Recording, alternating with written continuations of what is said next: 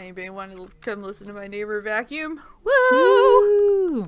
So fun. That sounds exciting. So thrilling. Mm-hmm.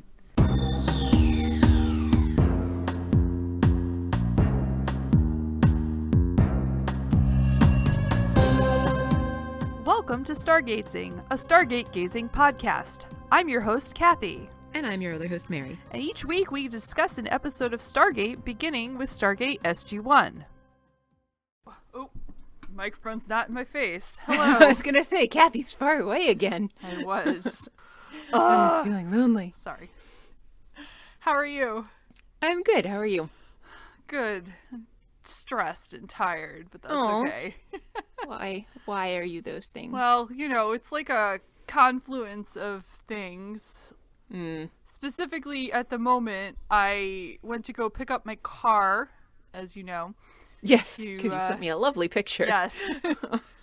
They've had my car at the mechanics for almost 2 weeks, full weeks now, and they have not had time to really dig into the problem again. And also, yeah, because one, it's a weird problem. I think I've mentioned it before. Demon locks. But still 2 weeks and they hadn't gotten to it, though? That sounds like a bad mechanic. The second part is that they, I think more than half their staff have been out sick this week. Oh, well, yeah. So, there's that. Right. So I was generally content to just leave it there till they're done. However, I have possibly a vet appointment in the morning, depending on what the weather does tonight. Yeah. So I needed the car to schlep the cats. Yeah. Good times. So I picked it up, and then I was like, well, while I have my car, I should get my cats some food they don't hate. And also because I walked to a place and literally the only cat food they had there was some like froofy $18 bag of food that my cats are like, what the fuck is this? So I was like, I'm going to Stop and Shop, and they had like no cat food either. Really? So I went to Petco, which they have, you know, cat food, just not a ton everywhere in an abundance all the time. Are people panic buying all the cat food now because we're supposed to get a small snowstorm? I think it's not that. The cat food aisles have been pretty empty for a few weeks, at least. Oh, that stinks. We get Chewy shipments, so we don't typically shop in the store for pet food anymore, thankfully. I have Chewy too, but I've been supplementing because... Yeah, you have different dietary issues with your cats. I'm like, whatever I can get Pepper to eat, I will buy. Right. And I don't know until I buy it if she'll eat it. So I went there. The panic buying at Stop and Shop was bananas. I think it was mixed with the people who just got out of work crowd. Oh, yeah. It's not even supposed to snow that much, but I guess we've only got like, 20% of the plowers that we would normally have because everyone's out sick or something like that. Something like that. Yeah. Also, maybe people are just excited for snow, and so they're doing their ritual panic buying. Yeah, this is much later than we technically had one I guess dusting like a couple months back, but this is late for us to be getting our first like real snow. Yeah. Oh my goodness. How are you? Good times.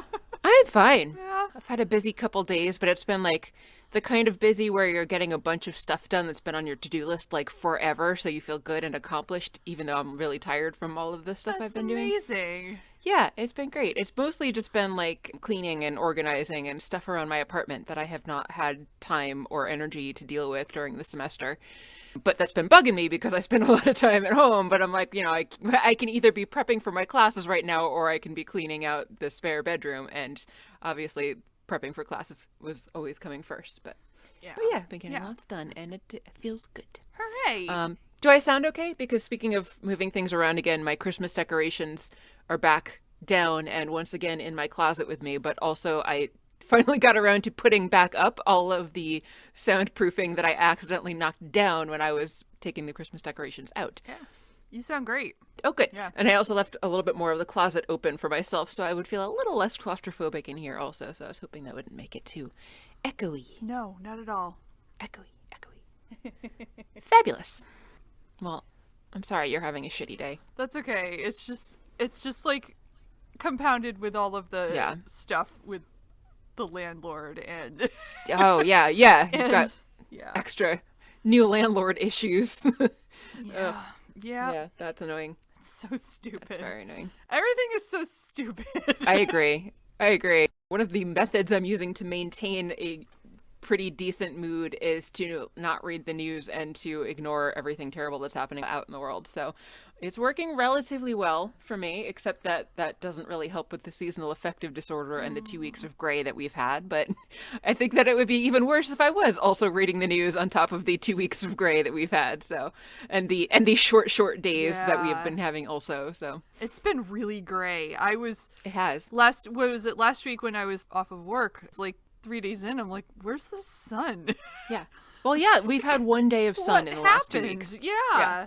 It's just been gray. And I like the cold. It rained a couple times, but mostly it was just dreary. It just doesn't need to be gray. Yeah. It can be cold Right. and sunny. Yeah. But instead it's been warm and dreary. Yes. Even I'm not liking this because it just makes my existential dread about global warming feel that much worse when I'm outside in December in a t-shirt because it's 55 and I'm walking my dogs. I'm like, I kind of like this, but also I hate it and this is depressing. Ugh. Yes. Speaking of Yeah. depressing things, That's exactly what I was going to say. What are we talking about today, Kathy? today we're talking about Stargate SG-1 Season 3, Episode 10, Forever in a Day. We sure are. We sure are. Yep, here we go. Do you want to start or do you want me to? You know, now looking at the booklet again and our description last week, it's not that bad. For some reason, I think I just misremembered the episode a little bit. Yeah, it's not quite as spoilery because I guess the stuff that they said does happen earlier on than I was remembering. Me too. But, oh well, it's still fine. I'm fine. I mean, I could go back and put it back in, but I don't want to do that. No, you don't need to do I'm that. like 3/4 of the way done with the don't do editing, that. and that would be a pain in the ass. Yes. Not needed. Do you want to start? Sure. I know you asked that like 10 minutes ago or something. Oh, that's fine. They are on a planet. We don't know which planet just yet. SG1 as well as some other SG soldiers are sneaking around. We see a dead Jaffa on the ground and they head up to a wooden pen. They set some explosives up on the pen and I was wondering why, because it looked like it was held together pretty shoddily with some string, so they could have just cut that, but no, they like explosives, so they blew the door off to free all the people. And then we find out that Kasuf is in there, so I don't know if this is Abydos, but probably looks pretty deserty. Could be. No, who knows? They never say, really. Yeah. No, they don't. Kasuf is very pleased to see Daniel, or Good Son as he calls him. Kasuf tells Daniel that they took the boy. Daniel says, the boy? You know, I spent so long trying to find exactly where that drop is in the show, and I never could. And I'm not going to steal it from someone else's podcast, but I want that drop. You could probably easier just go to one of the podcast episodes. I know, snag but it, yeah, but I'm not going to do that, but I would love to. Anyway, Kasuf is talking about the son of his daughter. He's been taken, the kid. Jack's like, come on, we gotta go. We can't just be dawdling around here talking. Daniel asks Kasuf who took him, and Kasuf points up on a hill, and there's a woman standing outside a tent, so Daniel heads up that way. Battle continues between the rest of SG-1, the other SG people, and the Jaffa.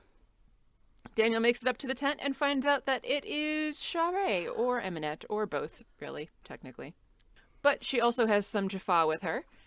One comes out of the tent, and Daniel shoots him. And then another one comes out of the tent, and thankfully has really bad aim and manages to shoot right in front of Daniel's feet, even though he's like maybe 10 feet away. He was so clumsy and awkward. Yeah. Yep. Teal'c was right there with Daniel, so he shot that second Jaffa that came out. Eminette heads into the tent, and then so does Daniel. We see the battlefield again, and Carter and Sam... Why do I keep doing that? Carter and Sam are the same person. Sam and Jack, or Carter and O'Neill, either one.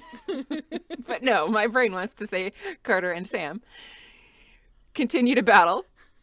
a ton of Jaffa come pouring up over a hill, and I was wondering where the hell all these people came from, because supposedly Apophis had, like, no supporters left, and Aminette is tied in with Apophis, so... Yeah, what's she up to? Right, who the hell are these guys, and what has she been doing? So their battle continues. Inside the tent, Daniel is trying to talk to Sha're through Aminette, but she is not recognizing him. Daniel's asking for the boy. She says that he's where the System Lords will never find him, so regardless of who she's identifying as at the moment, she wants to protect the kid either way. She brings out a sparkle bling and starts to sparkle bling him in the face.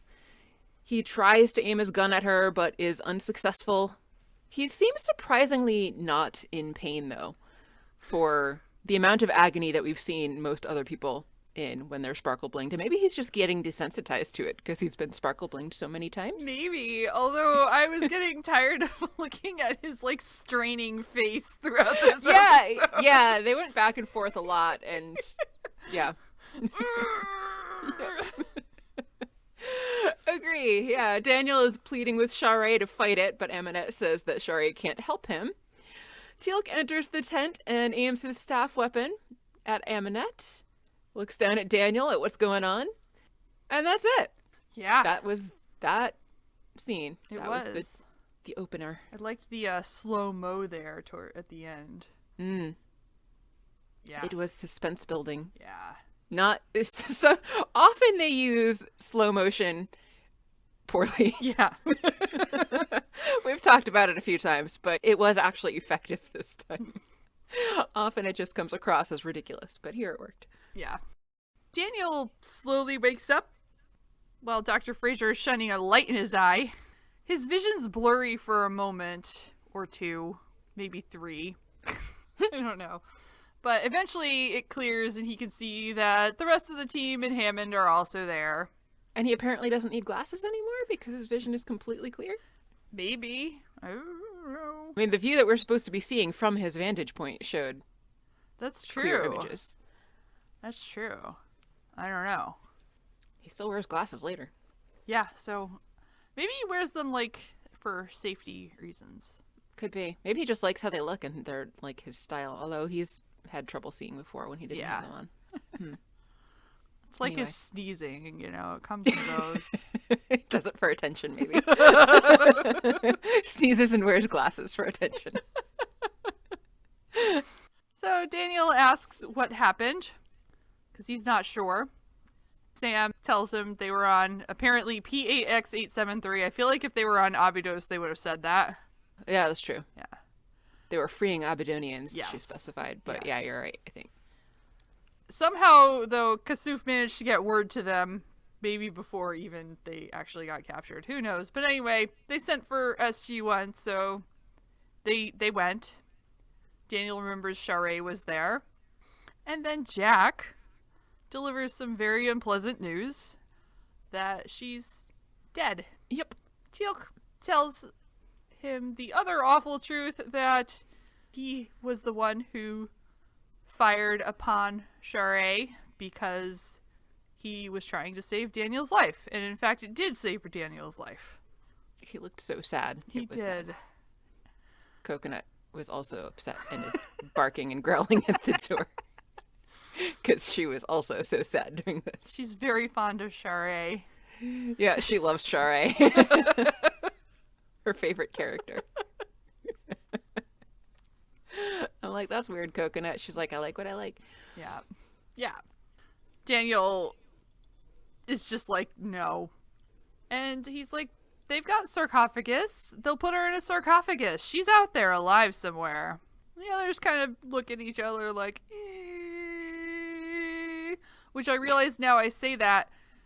You can't actually see my face while I'm doing that. But I feel like you were making the sound effect. yeah, so hopefully that conveyed what my face would look like.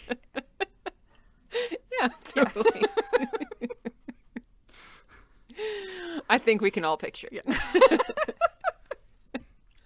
Actually, now all I'm picturing is Tina from Bob's Burgers.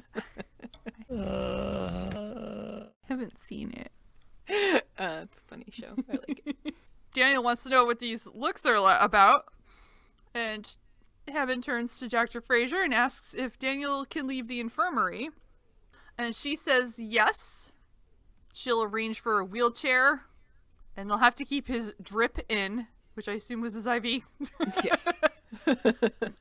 And yeah. Daniel, no. Jack and Teal'c. We're good with names So today. good.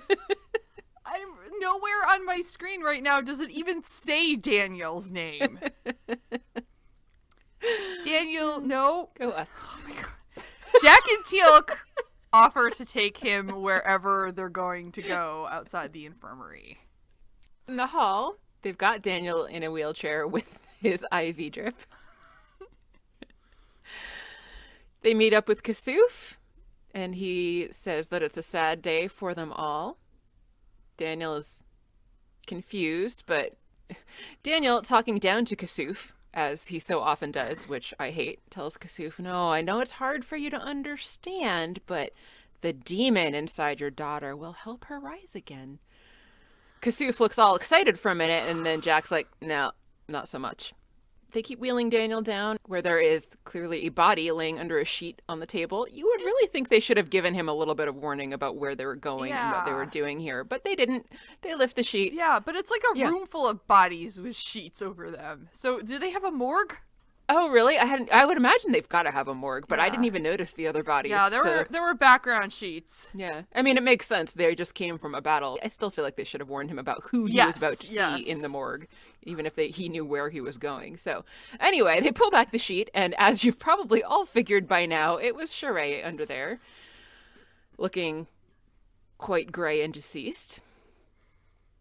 Daniel is, of course, very upset now and wants to know why they would just leave her behind rather than trying to save her. And Jack says that because there were no they left, they won the battle and there was no one left to take her to any place where there would be a sarcophagus. Woo, winning battles, yeah. Yeah. That made me wonder what the statute of limitations on a sarcophagus is. Like, if they were able to somehow manage to get a sarcophagus, like, how late is too late to put somebody in and revive them after they've died?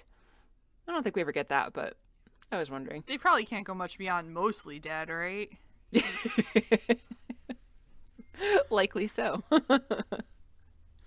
Likely so. Yeah. There's a big difference between mostly dead and all dead. Jack says that at least the good news is that they managed to save most of the Abydonians, and Kasuf adds that they are very grateful for that. Daniel is, of course, pissed now at Teal'c.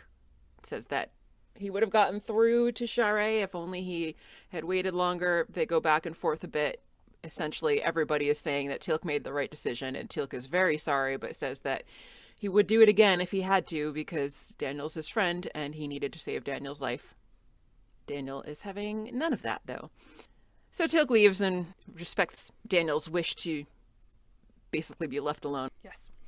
Yep. They put Daniel back in the infirmary. So he's in his bed, staring at a pen. Why? Well, let's find out. Sam comes in, and she brought him some awesome chocolate walnut cookies he loves so much. And I put in awesome because they clearly think they're awesome, but nuts and baked goods make you a monster. I will still eat baked goods with nuts in them, but I greatly prefer them without them. Cookies is probably the closest I can get. I might eat a cookie with nuts in it, but anything softer than that, no. I'll eat banana nut bread still, but I prefer banana bread without nuts in it. Me too. Yeah. But anyway, apparently Daniel likes his walnuts. But he doesn't chow down yet. He's instead asks Sam if she's ever really studied a pen before. I used to take them apart during class all the time when I was bored and then put them back together repeatedly. That's fun. Yeah. I might have been a little OCD when I was a kid. Or maybe it was just a symptom of my as of yet undiagnosed ADD. I don't know. ADHD, I guess, technically, but. Yeah. And what did you do before they let us use pens in school? Back in the elementary pencil days. Bite the pencil. Gotcha. I would chew on the pencil and bite off the eraser. All right. Can't put that back together, though. Nope, sure can't. Sure can't. Daniel tells Sam that he's spent his life studying the written word, including how different cultures record things through the ages, from hammers and chisels to quills and ink. But he's never stopped to, really think about a pen before. Yeah, well, take it apart, put it back together, and you'll get it. Yeah. But, now he's thinking about it because he's thinking about how Sha're used to watch him writing in his journal and thought the pen was magic. He talks about her like she's a child, and it grossed me out. I know! He's like, this pen was such a wonder to her. The simplest things were a wonder. Yeah. So that was icky, but I'm going to cut him slack because his wife just died. I guess. I mean, we don't have to cut him any slack because he's not real, but anyway. Very good point. Yeah. Haha, you're not real, Daniel. Nope. And he's saying that they couldn't save her even with all these wonders they have at their disposal, like a pen. Life-saving pens. Yeah. Sam is looking at him so full of empathy. She's clearly hurting for her friend, and I just... she's so good. I love her. She is. Yeah. Yeah. Daniel decides he's gonna get some sleep, so Sam lets him be. And then Daniel shuts his eyes, and suddenly we are getting a flash again of Eminette sparkle blinging him. And then we hear Sha're say, "Hear me, Danielle." Hard cut. Hard cut. Yes. Back in the infirmary, Daniel is waking up again, and this time Sha're is sitting with him, so that's a surprise. Frasier comes over and asks how he feels, and Daniel says that he's confused. She asks him some questions. He apparently does know who he is and when his birthday is, but he's confused as to why Sha're is there and that she is not dead. Kasuf comes in and says that he and their people have SG-1 to thank for still being alive. Daniel asks what happens, and Teal'c says that when he found Daniel being sparkle blinged by Eminette, he fired, but did not actually manage to kill her, and that they were able to save her and take her to the Tok'ra, and they were able to remove her hagfish, and now everything's great. Woo! Yeah. So Daniel figures, all right, I guess I was dreaming before when I thought she had died. Everybody decides to leave and give Sha're and Daniel a little time to themselves. Sam says she's glad that Daniel's okay. Jack clarifies to Frasier he's going to be okay. Frasier's like, oh yeah, he's going to be great. So they leave. Daniel and Sha're continue to talk, but Sha're cuts Daniel off and says that she's really only there to tell him about the boy. Daniel asks, what about him? And then Sha're gets sucked away into the vastness of time and space. I don't know. She gets like vacuumed backwards. Yeah. Weird. Yeah. Yeah. Still in the infirmary, Daniel wakes up again. He asks for Sha're, and Dr. Frasier's like, we haven't taken her body back to Abydos, if that's what you mean. But that's it. Yeah. Yeah. We get some new scenery now in Hammond's office. Daniel comes in. Hammond's glad to see that he's back up on his feet, but Daniel has some bad news. He's there with his letter of resignation. This time it's just a little letter in an envelope instead of like a whole manifesto like the last time he tried to quit and threw like a huge stack of papers on Hammond's desk. Forgot about that. Oh. Hammond isn't going to accept Daniel's resignation, but Daniel reminds him that he's not military and it's a free country. Last he checked anyway. Hammond says that he's making rash decisions and should take a little bit of time to really think about it, but Daniel says, nope, I was only here to save my wife and I can't save her, so don't need to be here anymore. In Daniel's nerd lab, he's packing up. He's got a vase with a bunch of skulls on it. He's wrapping up and putting in a box along with some books with post-it notes sticking out of them, which is okay because they're his own books. Don't put post-it notes in books that you do not own. This has been your library PSA. Do people really return books to the library with Post-it notes? Post-it stuck out notes, of them? index tabs, they handwrite things, they dog-ear things. Seriously? People For are a library book? monsters. Yeah, I mean, like, even if you want to put Post-it notes on it, like, you can easily remove them, but Oh, they like, could. remove them, though, before returning Occasionally, them. if somebody returns a lot of books with a lot of post-it notes, I will make them do it themselves. Good, you should. That's so obnoxious. We used to email people and be like, don't do this, but Yeah. my rule of thumb is if it takes me longer to send the email than it does to remove the post-it notes, I just take the post-it notes out. That's fair. That's a good rule of thumb, Yeah. I think. But that's still obnoxious that people are doing that. Super obnoxious. I don't know why that surprises me, but Yeah. Anyway, so he's got some books he's packing up along with his skull vase. And Jack comes in to see him. And Jack says, you should meet the new guy that is going to be on our team. But Daniel already knows him. His name is Robert Rothman. And he was apparently Daniel's research assistant while he was doing his dissertation. And then Daniel's like, smart guy, had a good teacher. So Daniel knows this guy. Jack says geek. And Daniel's like, yeah, you used to call me that. And Jack's like, I'm still talking about you.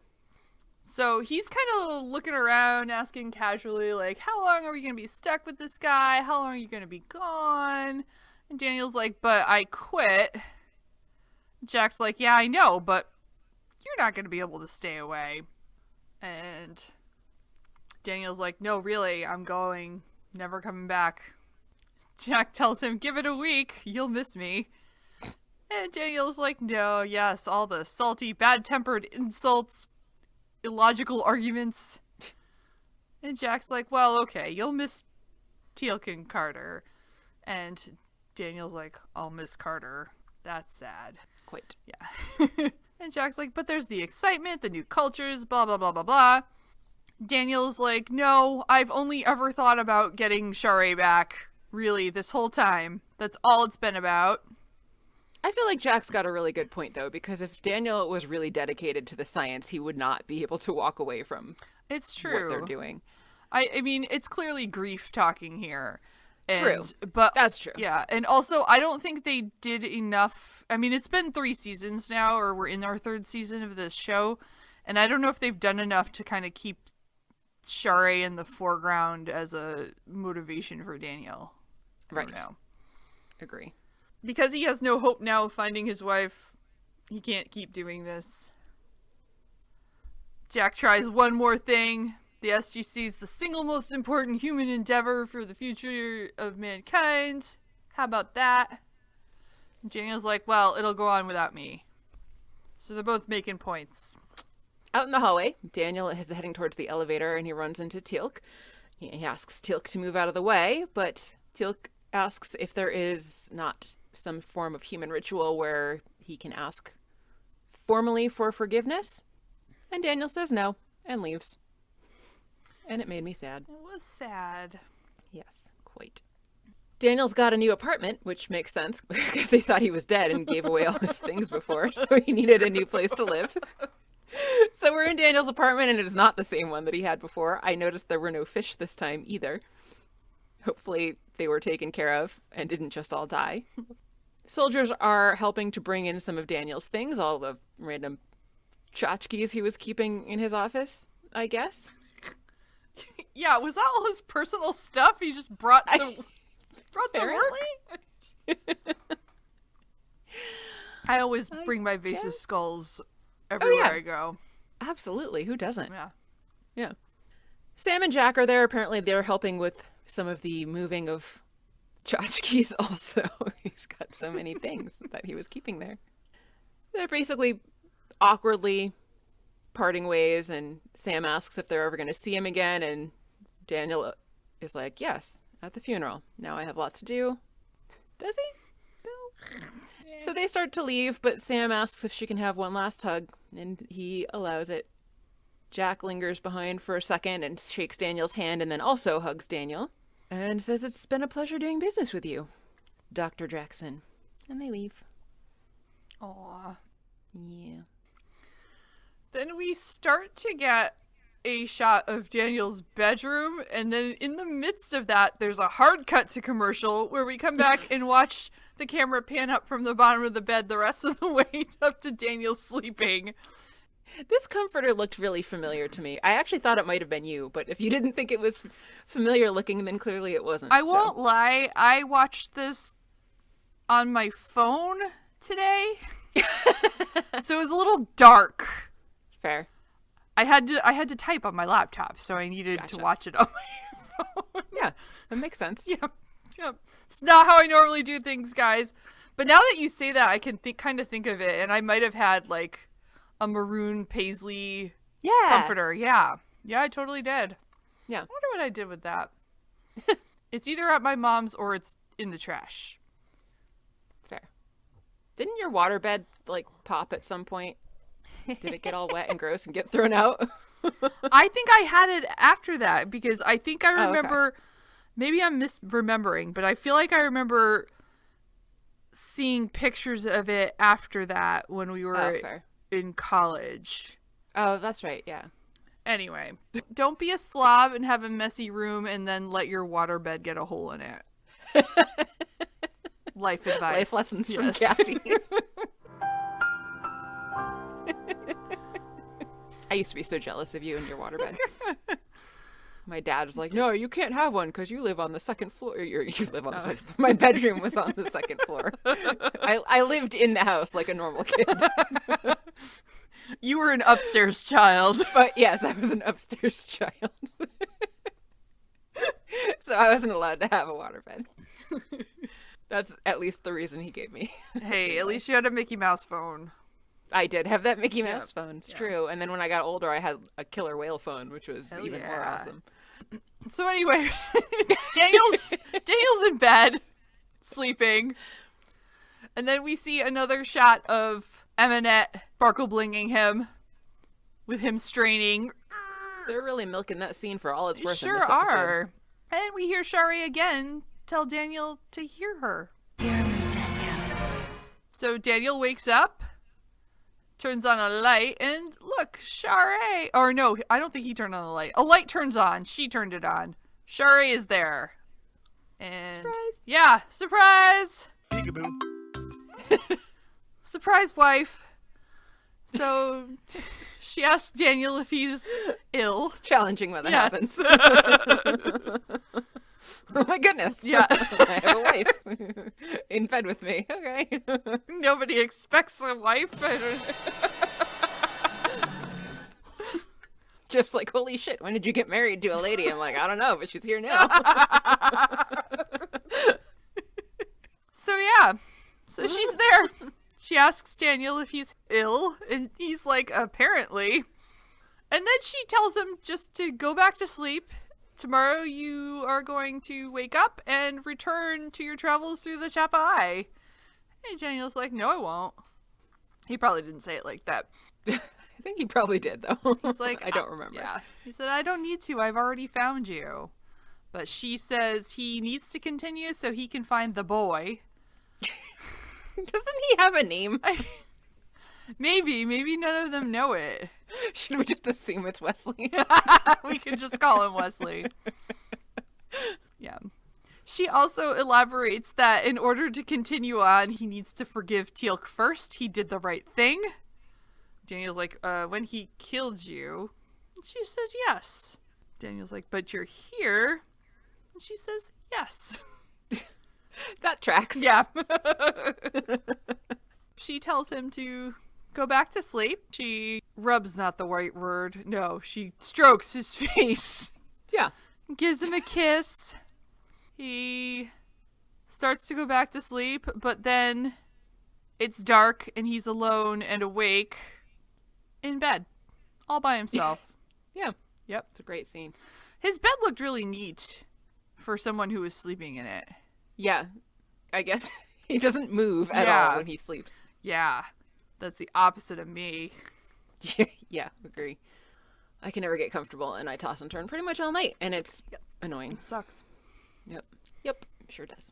Yep. Next, we are back on Abydos at the funeral for Sha're. She's wrapped in traditional Egyptian mummy style and laying in a grave. Daniel alternates between speaking in English and speaking Egyptian and essentially says, a prayer for the dead, asking for forgiveness for Sha're, saying that she wasn't responsible for the terrible things that were done while her body was possessed with the demon, and asking that she be granted a place in the blessed dwelling of the afterlife. They place a feather on a scale to represent the weighing of her heart against that feather, and this scene made no sense because the scale did not move at all, even though Daniel touched the scale itself when he put the feather on it. And then also it was super windy and the feather didn't blow away, so there's no way that it would be able to stay there without being weighted down with something. Yeah. But the scales stayed balanced. Almost like they were symbolic ceremonial scales, Yes. not real scales. So their takeaway is that her soul is light and that she is going to join God in the afterlife. Most people walk away. Daniel and Kasuf are left behind, and Daniel tells Good Father that it was a beautiful ceremony. And I was wondering if he was complimenting himself here, because the only part of the ceremony we saw was him giving his speech on behalf of her. Kasuf wasn't he giving like a sing-songy prayer at the beginning? I must have missed that somehow. All right, that makes a little bit more sense. Kasuf says that his heart is still burdened because Daniel still has not heard Sha're, and that what she has to say is important to everybody's future, and he needs to go to her. He points up the hill. Daniel heads that way and finds Sha're. She turns around and tells Daniel that he needs to forgive Teal'c, and then together he and Teal'c need to go and find the boy. And I was wondering what happened to her accent. I don't know. I did notice it was... It's completely gone. She was no longer saying Danielle. Yep. Weird. I guess maybe she adopted his ability to speak fluent English now that she lives in his brain? Oh, maybe. That could be, actually. I don't know. Kasif comes back and explains that the boy is a Hersisis, which we have talked about in our bonus episodes, and that is the child of two Goa'uld hosts. And apparently they are born with all of the secrets of the Goa'uld themselves without actually having a hagfish possessing them. How is that a thing? Anyway, it's fine. It doesn't make sense, but okay. Yep. Yeah. They talk about genetic memory, essentially, and genetic memory in this sense is not real, although I find it fascinating that methylation, which is the pattern of essentially is the pattern of which genes are turned on and turned off, actually can be inherited. And for a long time, we didn't think methylation was passed on, but apparently it is. But probably no one other than me cares about that. Anyway. I care deeply.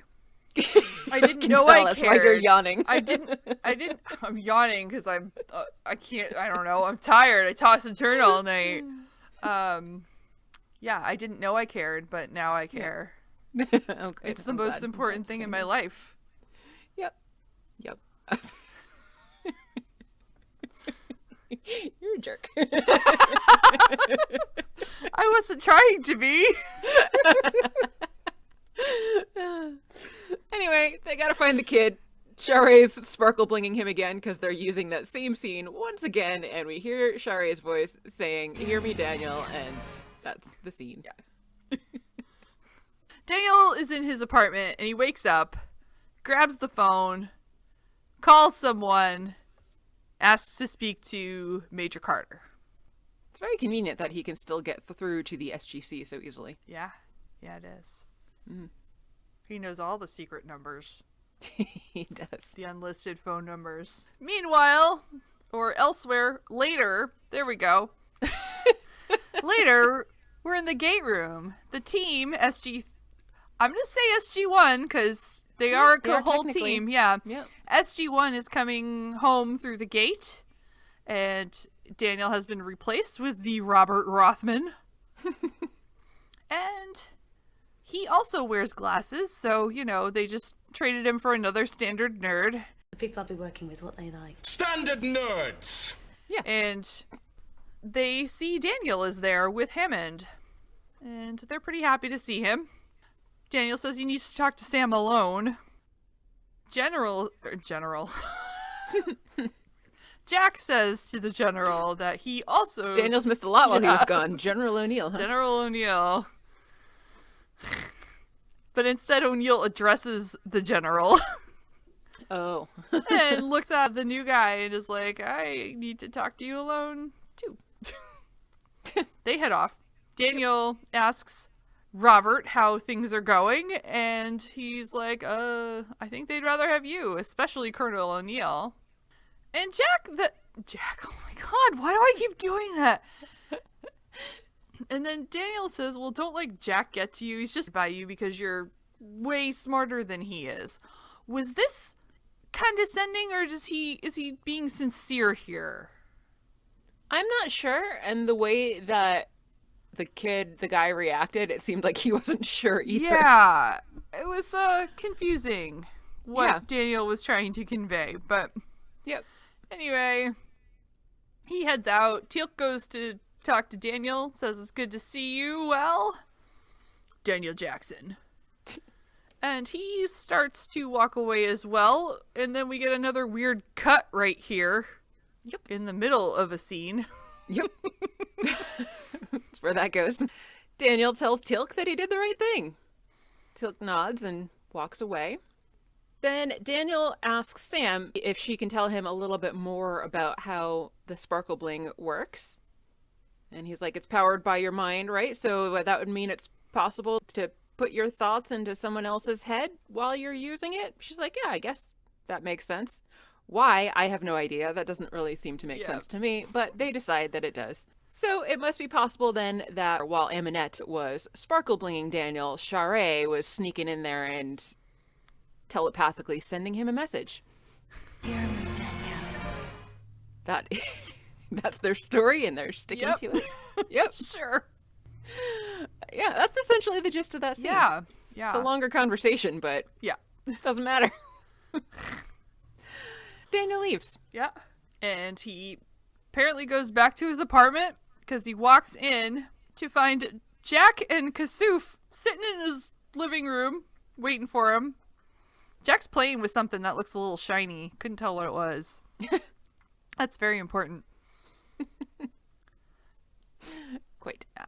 Daniel's very concerned about how they got in there, while Jack's just trying to be conversational. So he tells him he needs a new lock. Shouldn't Daniel have noticed that when he was You would entering think his so. apartment and presumably having to unlock it? I And would have then thought.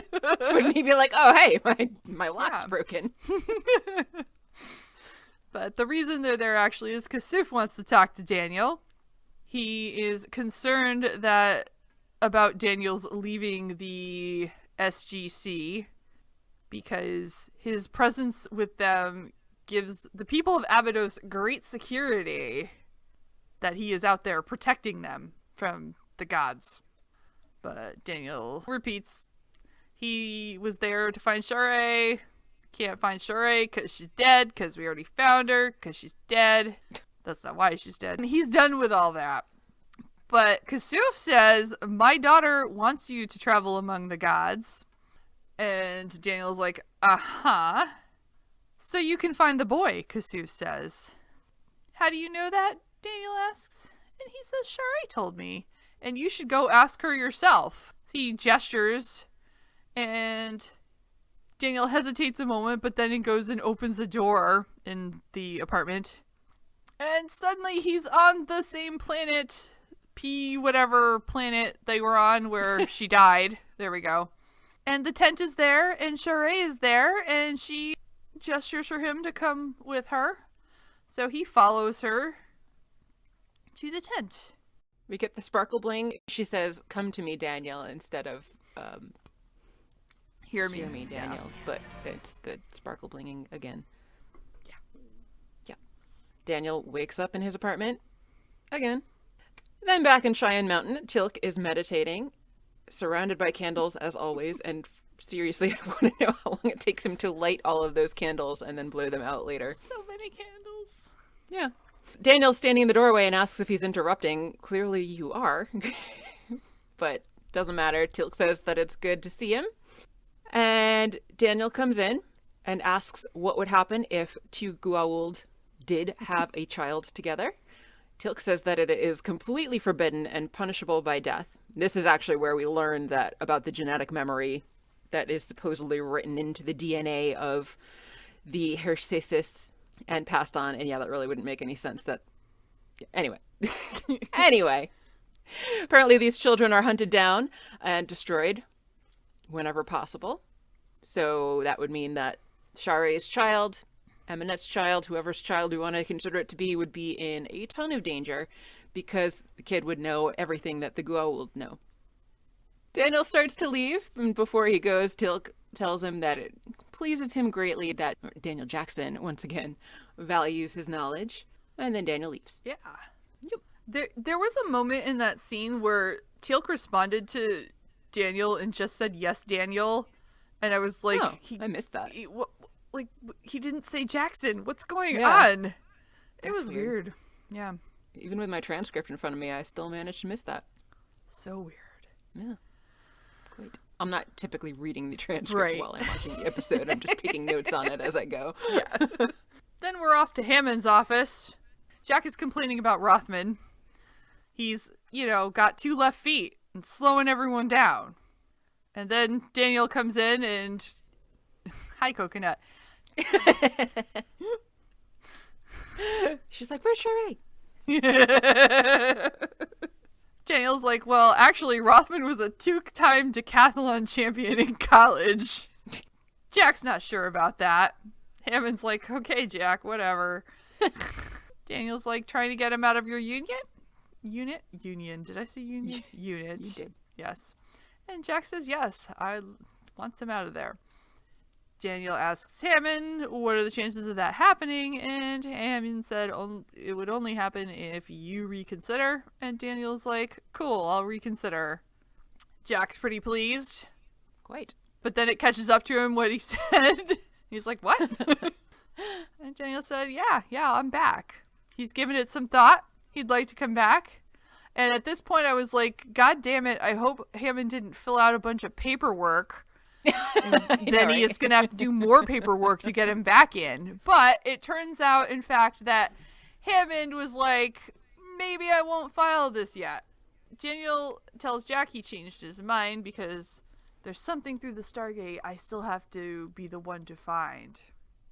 Which was kind of weird. Why couldn't he tell any of them? I don't know. Yeah, They all that made seem no to sense have me. the information just in different bits. Well, Jack doesn't Yeah. have any of it, but like Teal'c knows about the Harcesis and Yeah. Sam knows about this Sparkle Bling question. Right. Yeah, so Daniel's back on the team. Yep. Yeah. Down in the gate room, SG3 quarters is getting ready for a mission. Rothman is putting eye drops into his eyes, so I guess the implication is that all anthropologists have allergies. Jack comes in and tells Rothman that he's done. They go back and forth a little bit because Rothman wants to know why. And Jack just keeps giving him evasive answers. You've been reassigned to another unit. Why? Okay, you're being replaced. Why? Because I'm intimidated by your intelligence. Where's the confusion here? Why not just tell him the truth? That made no sense to me. He was a super a-hole in this. Yeah. He was just Yeah. being such a dick. He really was, Yeah. for no apparent reason. Yep. Yeah. So then Daniel comes in, making it clear why Rothman is being replaced, because, of course, Daniel is coming back and taking his job back. Teal'c says, Daniel Jackson, you're rejoining SG-1. And everybody is happy. So they dial out.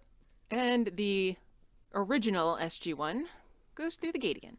Yay! Woo! They go through a gate onto a planet where life is very pink. The trees are Quite. pink, the grass is pink, everything's pretty pink. It's light red. Mm-hmm. It's very pretty. Quite. Jack starts giving orders, they gotta do their thing. And he's sort of walking off while he's talking, and Daniel's like, so you want me to look for little signs of civilization since there's no big signs apparently on this planet? Itsy bitsy artifacts. Which was weird. Jack wanders off, and then suddenly we hear the gate open, and Daniel runs up and jumps through.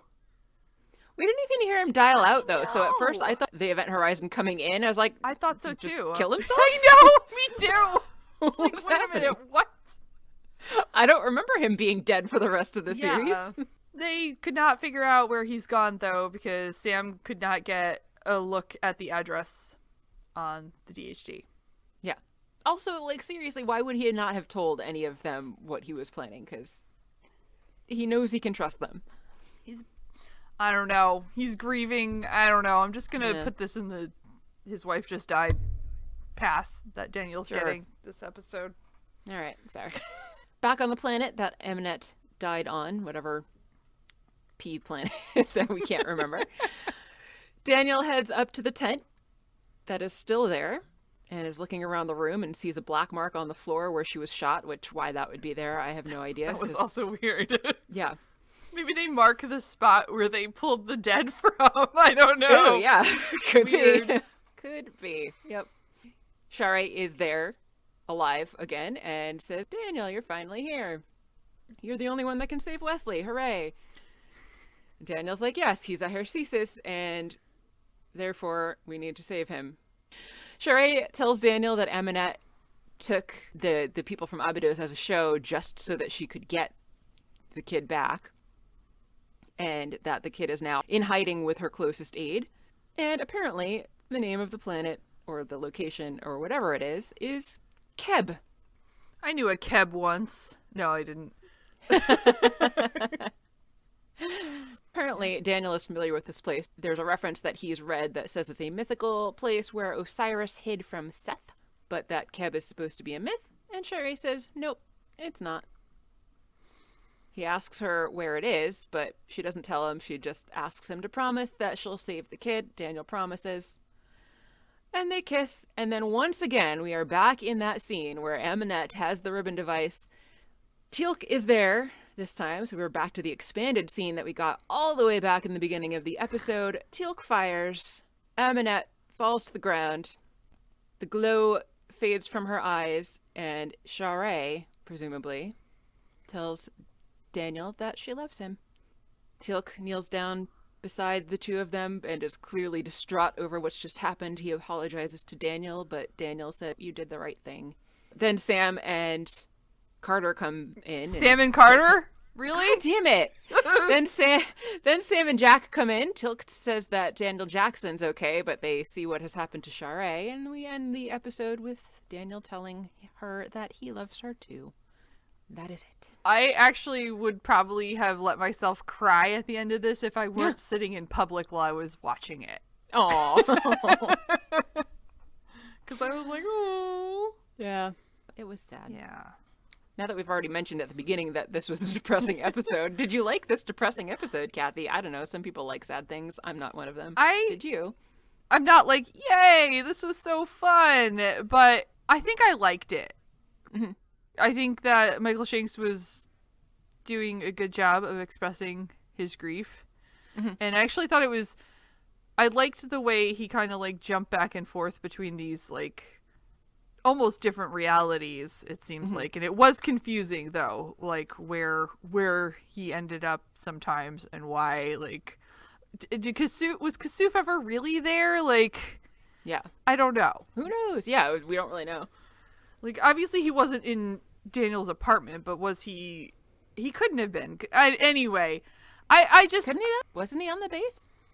Was he still on the base? I assume he went back to don't Abydos after the funeral, or stayed there. Yeah. Anyway, I just kind of liked the way it was done, I guess.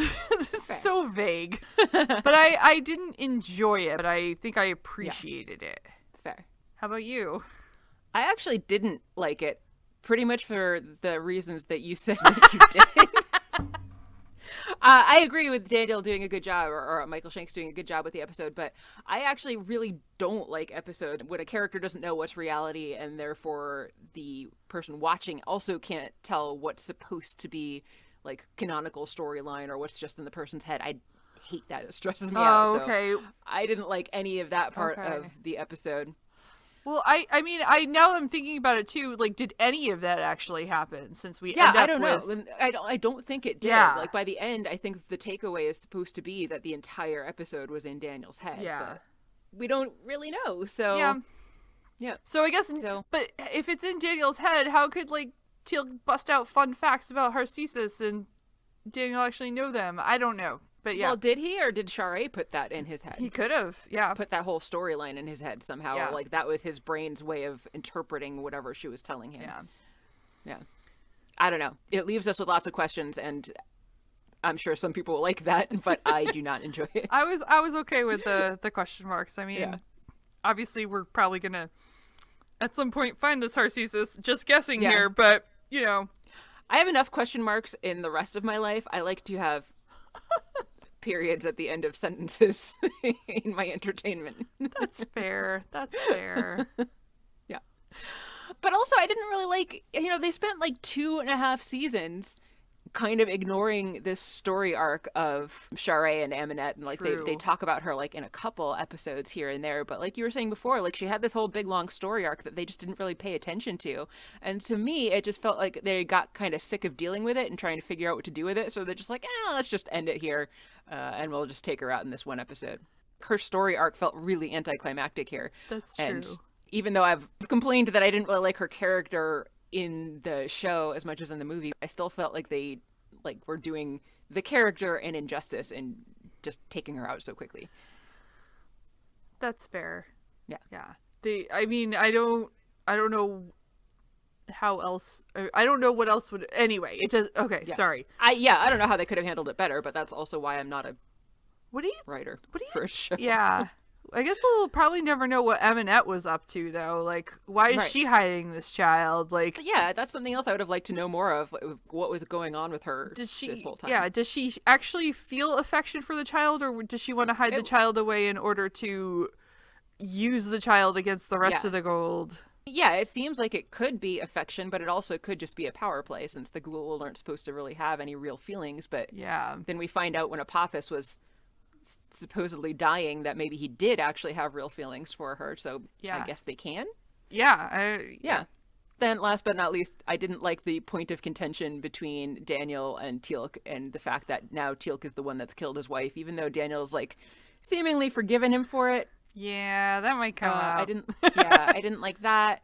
And even like the whole thing about like not knowing what was real and what was not as a viewer aside, it just seemed so torturous to me for Daniel to like keep having visions of his wife only to then lose her all over again. That also stressed me out and just seemed awful. But then, did you even have those visions? Because this all happened in like a snap of the finger. Right. Yeah. Yeah. More questions. Forever in a day. I've talked a lot about why I didn't like it. That took me way longer to explain than I thought it would, but those are my thoughts. Nice. Well, I kept interrupting you too. It's true, bitch. I know, I'm a monster. What are we watching next? And I hope it is better. I hope so too. Let me have a look here. Boop, boo, doo, doo, doo. Ugh, my neighbor's vacuuming. At least it's not midnight. That is good. I can't hear it. Yeah. Yeah. Oh. Okay. The next episode we'll be watching is Stargate SG-1, Season 3, Episode 11, Past and Present. SG-1 travels to a planet whose inhabitants have amnesia. They have no memory of their lives and report that their elders and children are missing. I know why you're saying because I also remember this. That is from the Netflix. Ironically, this episode about amnesia. Yes. From the booklet, SG-1 encounters an entire planet suffering from amnesia. The planet's leader, a woman named Kira, returns to Earth with SG-1 to find a cure. But even as Kira and Daniel develop a mutual attraction... That's awfully fast. Yeah. Okay, booklet. We'll see if that's Wow. really a thing. I think I remember it being a thing, though, Oh. and also thinking, wow, that's fast. Okay. Well, SG-1 suspects she may not be who she appears to be. Yeah. Interesting. Yeah. Yep. As always, thanks for listening. If you haven't already done so, make sure that you subscribe so that you can get our episodes when they're released every other Monday, or you can get our episodes even sooner if you subscribe to us on Patreon, patreon.com/stargatezing. You can also find us on YouTube. Reviews and likes are very much appreciated because we're still trying to grow this podcast and help as many people find it as possible. Word of mouth is also great for helping people do that. If you'd like to get in touch with us, you can email us at stargatezing@gmail.com. You can find us on Twitter and Instagram.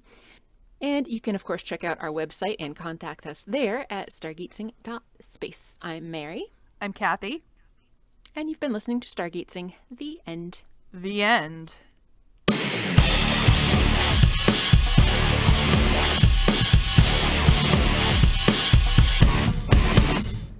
I ran into my boss at Stop and Shop, and they were out of chicken, she told me. Weird. It's like, okay, well, I guess you're not going to have any chicken. Good thing I don't shop for real, and I just buy myself things like microwave popcorn and hot cocoa, and that's my Nice. diet right now. That's a pretty great diet. I